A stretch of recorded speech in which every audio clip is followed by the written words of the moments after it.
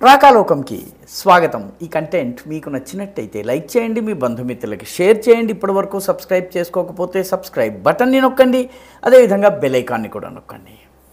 మిత్రులారా, మీరు ఆపరేషన్ సింధూర్ పేరు విన్నారు, ఆపరేషన్ కగార్ పేరు విన్నారు, ఆపరేషన్ కాలనేమి పేరు విన్నారా? ఆపరేషన్ కాలనేమి ప్రస్తుతము చాలా జోరుగా నడుస్తోంది మన దేశంలోని ఒక రాష్ట్రంలో. మీడియా ఎప్పట్లాగానే ఈ ఆపరేషన్ గురించి పెద్దగా పట్టించుకోదు. అయితే ఈ ఆపరేషన్ నక్సలైట్లను ఏరివేసేటటువంటి హింసాత్మకమైనటువంటిది కాదు. ఆపరేషన్ సింధూర్ పేరిట పాకిస్తాన్ని పచ్చడి చేసే ఆపరేషన్ కాదు. ఈ ఆపరేషన్ పూర్తిగా భిన్నమైనది. ఆపరేషన్ కాలనేమి ఉత్తరాఖండ్లో నడుస్తుంది.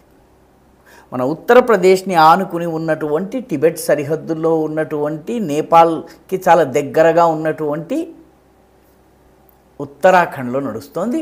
ఉత్తరాఖండ్లో ప్రస్తుతము ఆపరేషన్ కాలనేమి అత్యంత జోరుగా నడుస్తుంది. ఇంతకీ కాలనేమి ఎవరు? పురాణాల్లో ముఖ్యంగా రామాయణంలో వచ్చేటటువంటి కథ కాలనేమి కథ. కాలనేమి ఒక రాక్షసుడు. హనుమంతుడు లక్ష్మణుణ్ణి కాపాడేందుకు సంజీవని మూలికను తీసుకొచ్చేందుకు ఆయన వెళుతున్నటువంటి సమయంలో ఆయనను అడ్డుకునేందుకు రావణాసురుడు తనకు బాగా నమ్మిన బంటైనటువంటి కాలనేమిని పంపిస్తాడు.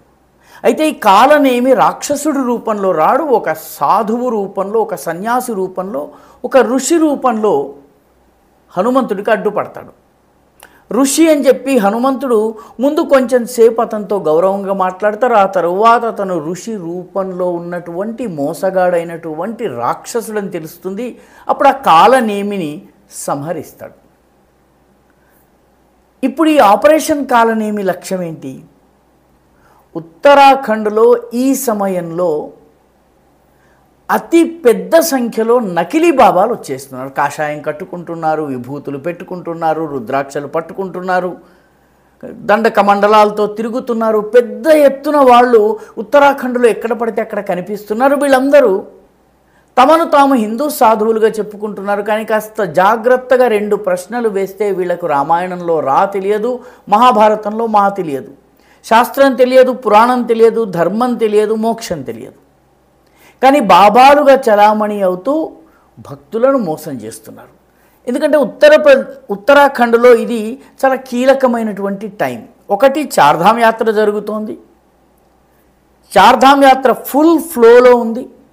ఇప్పటికే 38,64,000 మంది యాత్రికులు చార్ధామ్ యాత్రను పూర్తి చేశారు, ఇంకా వస్తున్నారు. కాబట్టి ఈ చార్ధామ్ యాత్ర సమయంలో దారుల్లో కూర్చుని వీళ్ళు బాబాల రూపంలో కూర్చుని ప్రజలను మోసం చేస్తున్నారు, తప్పుదోవ పట్టిస్తున్నారు, అబద్ధాలు చెప్తున్నారు, దక్షిణ దానమో ఇవ్వకపోతే తిడుతున్నారు, శపిస్తున్నారు. సరిగ్గా ఇదే సమయంలో శ్రావణ మాసంలో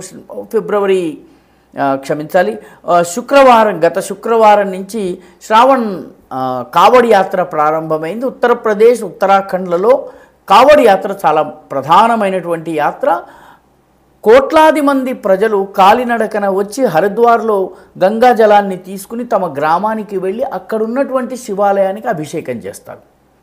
దీన్ని కావడి యాత్ర అంటారు. ఈ కావడి యాత్రకి వచ్చే వాళ్లను మోసం చేయటం కోసము చాలామంది విధర్మీయులు, హిందువులు కాని వారు హిందువుల రూపంలో హోటళ్ళు పెడతారు, హిందువుల పేరిట చలామణి అవుతుంటారు. మీరు బిల్లు కట్టడానికి వెళ్ళేసరికి వాడు మాంసాహారాన్ని వడ్డిస్తూనో ఇంకొకటి చేస్తూనో, లేకపోతే ఇతర మతాలకు చెందినటువంటి సింబల్స్ని బయట పెట్టడమో, పేటీఎం టైంలోనో ఇక్కడ బయటపడిపోవడం జరుగుతుంది. ఉత్తరప్రదేశ్ ప్రభుత్వము దీనిపైన చాలా పెద్ద ఎత్తున యాక్షన్ తీసుకుంది. గత సంవత్సరం, ఈ సంవత్సరం కూడా కొనసాగుతోంది.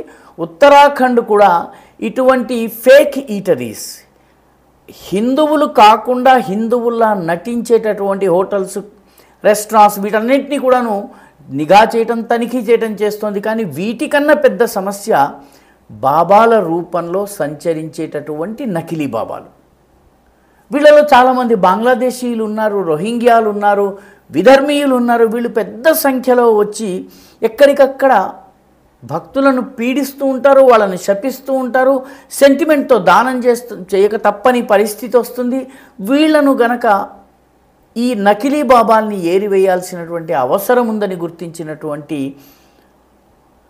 పుష్కర్ సింగ్ ధామీ ప్రభుత్వము ఆపరేషన్ కాలనేమిని గత ఆదివారం నుంచి ప్రారంభించింది, శనివారం నుంచి ప్రారంభించింది.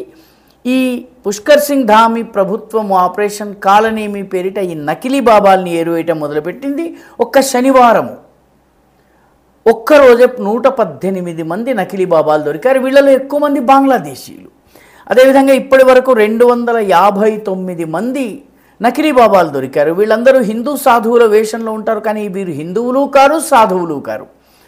డెహ్రాడూన్ నుంచి 144 మంది, హరిద్వార్ ముస్లిం జనాభా దాదాపు 40% ఉన్నటువంటి జిల్లా ఇది.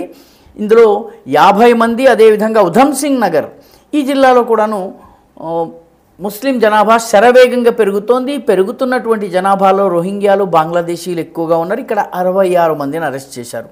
మరొక వీళ్ళలో అరెస్ట్ అయినటువంటి వాళ్ళను ప్రశ్నిస్తే వాళ్ళ దగ్గర దొరుకుతున్నటువంటి 2 ఆధార్ కార్డులు, 3 ఆధార్ కార్డులు దొరుకుతున్నాయి. ఇందులో అరెస్ట్ అయినటువంటి ఒక వ్యక్తి పేరు రుకున్, అతనికి ఇంకో పేరు కూడా ఉంది, అలియాస్ షా ఆలం అనేటటువంటి పేరుంది. ఈ షా ఆలం ఎక్కడి వాడు? ఇతను ఢాకా దగ్గర ఉన్నటువంటి, బంగ్లాదేశ్లోని ఢాకా దగ్గర ఉన్నటువంటి టంగైల్ ప్రాంతానికి చెందినవాడు. 6 నెలల క్రితం భారతదేశంలోకి వచ్చాడు. వచ్చిన తర్వాత రకరకాల ప్రాంతాలు తిరుగుతూ కొద్ది రోజుల క్రితమే కాషాయం ధరించి ఉత్తరాఖండ్లో కూర్చున్నారు. ఉత్తరాఖండ్ దేశ భద్రత దృష్ట్యా అత్యంత కీలకమైంది. చైనాతో మన సరిహద్దు ఉంది. డిఫెన్స్ పరంగా అనేక ఇన్స్టలేషన్స్ ఉన్నాయి. మన సివిల్ సర్వెంట్స్ ట్రైనింగ్ సంస్థలు అక్కడ ఉన్నాయి. మన ఫారెస్ట్ రీసెర్చ్కి సంబంధించిన కేంద్రము ఉత్తరాఖండ్లో ఉంది. హరిద్వార్, రిషికేశ్ వంటి స్థానాలకు ప్రతిరోజు లక్షలాది మంది భక్తులు వస్తారు. ఈ ప్రాంతంలో ఉగ్రవాద కార్యకలాపాలు చేయాలన్నా, విధ్వంసం సృష్టించాలన్నా ఈ మారువేషంలో తిరుగుతున్నటువంటి కాలనేమిలు చాలామంది ఉన్నారు. కాబట్టి వీళ్ళని ఏరివేసేందుకు పుష్కర్ సింగ్ ధామీ ప్రభుత్వము ప్రస్తుతము ఈ ఆపరేషన్ని ప్రారంభించింది. ఈ ఆపరేషన్లో భాగంగా ముఖ్యంగా కావడి యాత్ర, చార్ధామ్ యాత్ర ఈ సీజన్ని ఉపయోగించుకుని విధ్వంసం సృష్టించేందుకు, ప్రజల యొక్క ధార్మిక విశ్వాసాల్ని దెబ్బతీసేందుకు ఈ దొంగ సాధువులు పెద్ద ఎత్తున వస్తున్నారు. వాళ్ళ మీద ప్రస్తుతము ఆపరేషన్ కాలనేమి అనేటటువంటి ఆపరేషన్ జరుగుతోంది. పుష్కర్ ధామీ ఇప్పటికే ల్యాండ్ జిహాద్ మీద చాలా పెద్ద ఎత్తున యుద్ధం చేశారు. ఉత్తరాఖండ్ లోపల అటవీ ప్రాంతాల్లో ప్రభుత్వ భూములపైన అక్రమ మజార్లు కట్టించి, రాత్రికి రాత్రి మజార్లను సృష్టించి, అక్కడ ఊదుబత్తులు వెలిగించి, అగరబత్తులు వెలిగించి, కాస్త ఆకుపచ్చ గుడ్డ కప్పి ఇష్టారాజ్యం చేసేటటువంటి సంస్కృతి ఏదైతుందో దాని మీద ఆయన చాలా పెద్ద ఎత్తున యాక్షన్ చేసి 5,000 ఎకరాలను విముక్తం చేశారు. దాదాపు 500-600 అక్రమ మజార్లను, అసలు అక్కడ సమాధి లేదు, ఏమీ లేదు, కానీ రాత్రికి రాత్రి సమాధులు పుట్టుకొచ్చాయి. ఇటువంటి వాటిని తొలగించారు. ఆ ప్రక్రియకు కొనసాగింపుగానే ప్రస్తుతం ఆపరేషన్ కాలనేమి జరుగుతోంది.